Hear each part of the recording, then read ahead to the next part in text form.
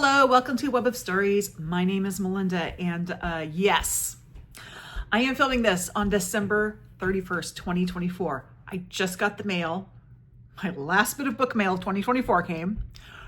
All the books that I hauled in December 2024 are here, and folks, it is a big one. To cut myself a little bit of slack, there is definitely some impulse buying on this, I'm not gonna lie.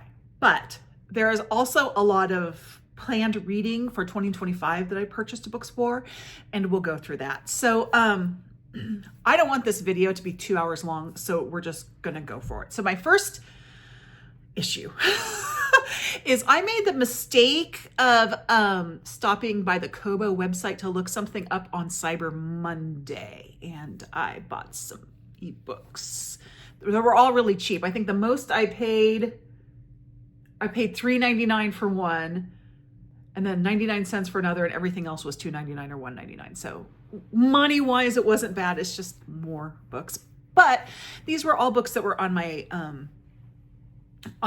radar to read anyway. So we're going to start with those. There are 10 of those. The first one is Remarkably Bright Creatures by Shelby Van Pelt. This is a book that I know a lot of people have read and have really enjoyed. And I've kind of circled it, and I think just seeing it at a really good price is what got me to pick it up. There you go. That's going to be the story for a lot of them.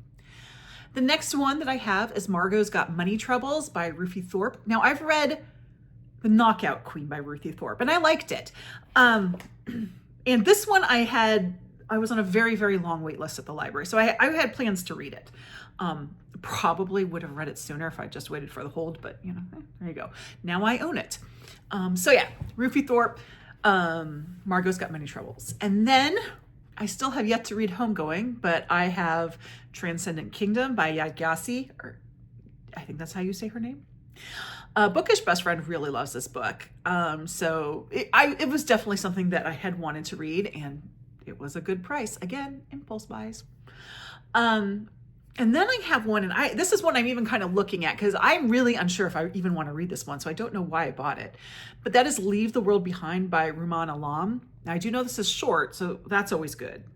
I also know people who have seen the movie and said it was really weird, so I don't know, but I have that now. And then we're going to follow this up with The English Experience by Julie Schumacher. So this is the third in a series that began with Dear Committee Members. And I loved Dear Committee Members, and I own the second one. So this makes sense to have this. So I will have all of them. I think I actually got Dear Committee Members from the library, but I was planning to read this book anyway.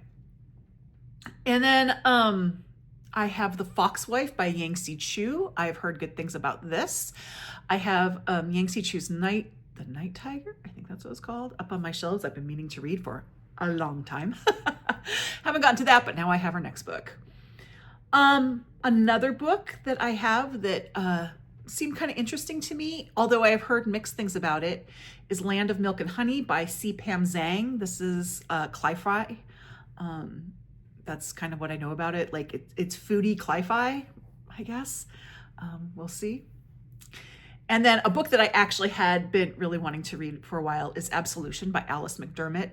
This is set during the Vietnam War, deals with women during the Vietnam War. It's like, okay, I'm not going to say anything about the women because I haven't read the women, and I'm not really a Kristen Hanna reader, but this is kind of like that.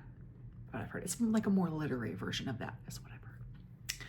And then let's see. Oh, and then I have an Alison Weir because I do like my historical fiction. So I got The Last White Rose by Alison Weir, which I think is Elizabeth of York. I'm not sure, but it's there. And then the final book I got, I was actually really surprised to see because I had it in my mind this wasn't available in the United States. And I had heard about it from Greg at Supposedly Fun. And this is Arthur and Teddy Are Coming Out by Ryan Love. This is about an older gentleman he's an elderly gentleman, and his grandson's coming out, and so the grandfather decides to come out as well, and apparently it's very delightful and light. And I had it in my mind that was only available in the UK. It might have only been available there for a while, but now you can get it in the US. So I got that one. Arthur and Teddy Are Coming Out. Now the rest of them are all print, and I kind of have these in sort of an order. So let me start with my subscription books. From my book club magic subscription, I got The Circus Train by Anita Parikh. This is 1938. Lena Papadopoulos has never quite found her place within the circus, even as the daughter of the extraordinary headlining illusionist Theo. Brilliant and curious, Lena, who uses a wheelchair after a childhood bout with polio, yearns for real-world magic of science and medicine, her mind stronger than the limitations placed on her by society. Then, an unconventional life takes an exciting turn when she rescues Alexander, an orphan with his own secrets and a mysterious past. And then it goes into being a World War II story. Now, again, with the book club subscription, I don't know what I'm getting. These are surprise subscriptions. So there's that. I don't know if the author is, no. So it has a disability rep with the main character, but the author does not have a disability. And the next one I have is The Library at the Edge of the World by Felicity Hayes. Oh, there's a bookmark.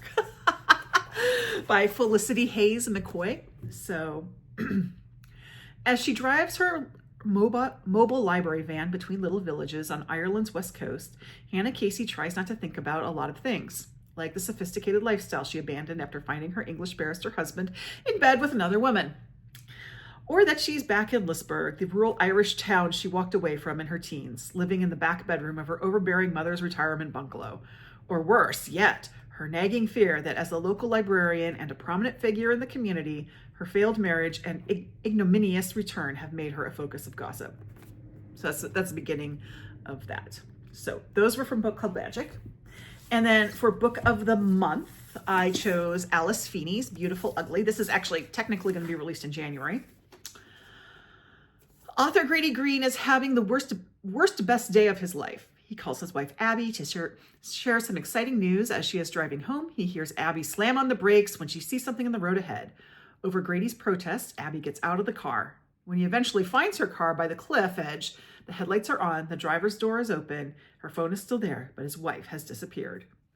A year later, Grady is still overcome with grief and desperate to know what happened to Abby. He can't sleep and he can't write, so he travels to a tiny remote Scottish island to try to get his life back on track. And then he sees the impossible, a woman who looks exactly like his missing wife. So I know Alice Feeney is not for everybody. I am one of those people who like Daisy Darker. I know a lot of people really hated it. I liked it. So yeah, we'll see how this goes. And then because I don't have enough books, I just do not have enough books, I signed up for Aardvark and I got Private Rites by Julia Armfield. I was planning to read this anyway, so hey, there you go. This is I'm not going to read the whole thing. This is a retelling of King Lear. Julia Armfield apparently really likes water because this is very watery as well. Like she wrote Our Wives Under the Sea, so which I really enjoyed, and I had a very interesting experience with it because it kind of paralleled, echoed something that I was seeing in real life. So looking forward to this one. Okay, so those are what came in on my subscriptions. Now I have the Agatha Christie's that I purchased that I plan to be reading in 2025. There were one or two that I have already owned, and then I have maybe one or two that are backordered and I'm still waiting on. But here's what I have, and I'm going to go through them quickly. I'm not going to talk much about them. I'm going to tell you, this is a Perot. Mrs. McGinty's dead. I should have tell you what, well, you'll see when I read and what month it is. Mrs. McGinty's dead. I have a Miss Marple, A Pocket Full of Rye. I have, I believe this is a standalone, oh, nope, this is a Miss Marple. They do it with mirrors. This is the one I'm reading in January and really looking forward to because it's like set in ancient Egypt. Death Comes as the End.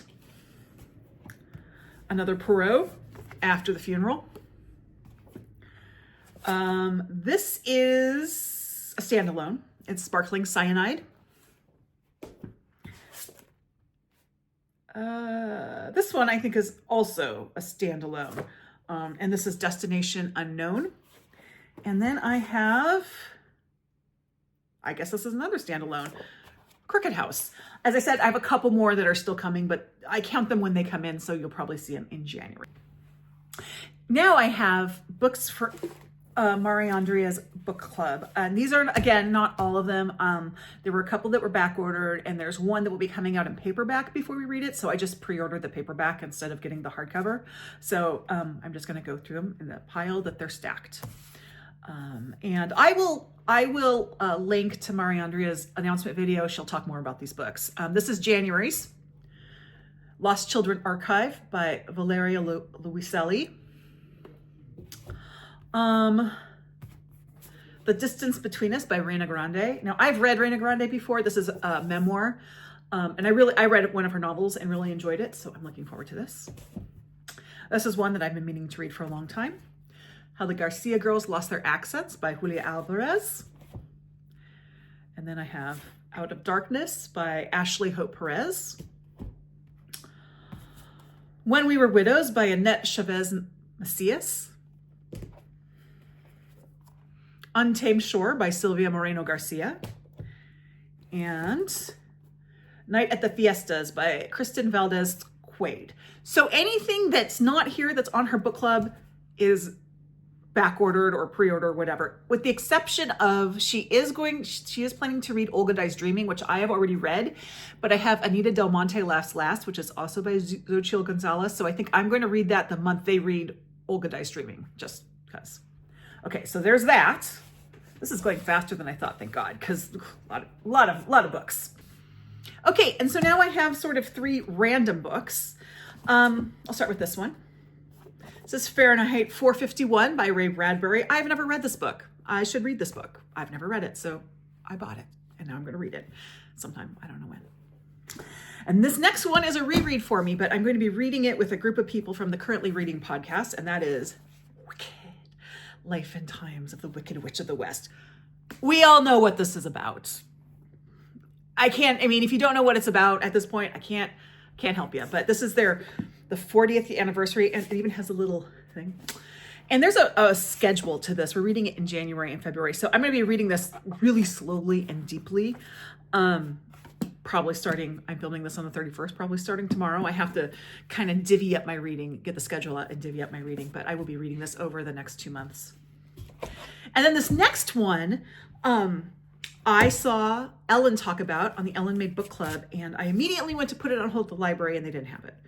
And I immediately went to Bookshop to order it, and they didn't have it. So I had to order it from Blackwell's because it's not available in the United States, but it is The Mare, Engehard, Hampshire. So this is based on a true story.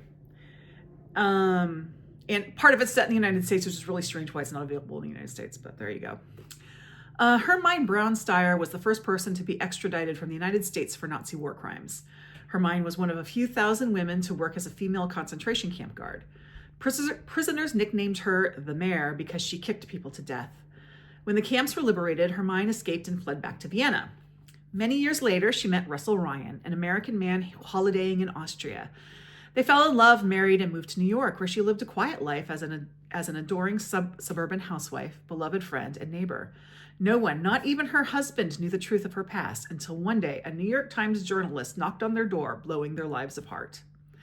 The Mare tells Hermine and Russell's story for the first time in fiction. It explores how an ordinary woman could descend so quickly into evil, examining the role played by government propaganda, ideology, fear, and cognitive dissonance, and asks why her husband chose to stay with her, despite discovering what she had done. That's a story I haven't really heard before in fiction. I don't even know the details of this real life story, and I think reading it right now would be really interesting. So thank you, Ellen, for putting this one on my radar. I'll probably get to this one sooner rather than later. Okay, and now finally we're going to end with gifts. These are books. I received a couple other books, but they're not like books that you just sit down and reuse, like a trivia book and stuff like that. But these are books I received as gifts this year. And the first 2 were from my Yola Boca Flood book exchange that once again arrived in an unmarked Amazon box, and I accidentally opened early. So just saying that happened again to me. But I received 2 books from this person. There is also no gift receipt with it, so I don't know who sent them. So if you're watching this video and you sent me these gifts, thank you very much. As I said, there was no gift receipt, so I don't know who you are. I'm sorry. The first one is a short story collection that I heard someone talk about, and I immediately put it on my wish list. So I'm really excited to read this one. 50 Beasts to Break Your Heart by Jenna Rose Nethercott. And this is a short story collection, fairy tale-ish. This is the author who wrote Thistlefoot. These stories explore the abomination within us all, that churning, clawing, ravenous yearning, the hunger to be held and seen and known, and the terror, too, of being laid to bear before your sweetheart, to their horror, to be recognized as the monstrous thing you are. So there's this. And then I've been inspired a bit by Heidi at My Reading Life. She's been reading presidential biographies, and she reads, I kind of want to do that too, because, I love history and I like learning about people. And she's been reading like the sort of standards of the biographies to read. And I apparently took a different take, because I am going to be starting with this one. You Never Forget Your First, a biography of George Washington. So this is notable because this is the first biography of George Washington written by a woman. So young George Washington was never one to back down, even when his dysentery got so bad he had to ride with a cushion on his saddle. But after he married Martha, everything changed. Washington named his dog Sweet Lips, hated to leave home, and was desperate to retire after an unlikely victory in the Revolutionary War. And yet the founders managed to pressure him into the presidency twice. So we all know about George Washington, so here we go. I'm going to start this. And the next three were from my family. Yes, they actually bought me books as gifts. So this first one has tape stuck onto it. I'll have to take that off. And that is from my son. And he got me SPQR, Ancient Rome by Mary Beard. So this I will be reading for Historathon, first quarter. I'm very excited about it. I just need to get that tape off it. So I have been listening to Mary Bird's, she has a podcast on Mary Beard, I called her Bird, Mary Beard, on the BBC about ancient Rome that I've really enjoyed. So I'm looking forward to reading this. And then my daughter got me this one, Atalanta by Jennifer Saint. I just finished reading Ariadne by Jennifer Saint, and I have Hera by Jennifer Saint. So she got me this one. My daughter is, of course, a Greek mythology super fan, so she's wanting to read these. So yeah, I know how that works. So yeah, this is Princess Atalanta is born, a daughter rather than the son her parents hope for. She's left on a mountainside to die. But even then, she's a survivor, raised by a mother bear under the protective eye of the goddess Artemis. No wonder my daughter wants to read this. She loves Artemis. Atalanta grows up wild and free with just one condition. If she marries Artemis, warns, it will be her undoing. So I am wondering about something with this. So I just finished Ariadne. Something happens with Ariadne. There's a reference to a baby thrown into the newborn baby thrown into the hillsides. I wonder if it's this one. I don't know. And then, while my family was at Powell's getting me gifts, my daughter saw this book and convinced my husband to buy it after she asked me if I had it, so I knew I was getting it.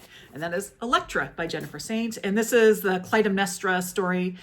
And I hadn't read any. In fact, I had not read any Jennifer Saint until I finished Ariadne, and now I own all of her books, which means my daughter wants to read them. But yeah, so I'm looking forward to those. As I said, I also have Hera. I got it from Book of the Month. So yeah. Wow, I did that in less than 20 minutes. That is shocking.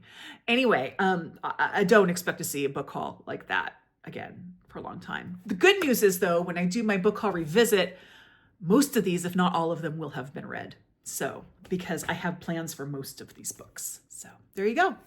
Anyway, that's it. I'm going to finish the book I'm reading, and then it's just really short. And then that'll be it for 2024. And I will do my wrap up.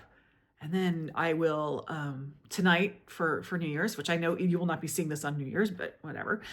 We're doing the thing, like I ordered my copy, my digital copy of Wicked. So we're going to queue it up at 9:30:18 so that Battle Cry is right at midnight. We used to, for the last several years, we've done this with Endgame, where we time it so the snap is at midnight, but then there's like 40 minutes left and the kids just leave and I'm left watching this by myself. I like Endgame, but it is definitely a movie where you're going to like get rid of the awful things and go into a brave new world with optimism. You know, we went through this horrible time and now we're going to succeed. And that doesn't feel right this year. Sorry. But Wicked, a story about fascism, does. So that's what we're going to be watching. There you go. Okay, my husband's making noise, so I'm going to end this now. I'll talk to you later. Bye-bye.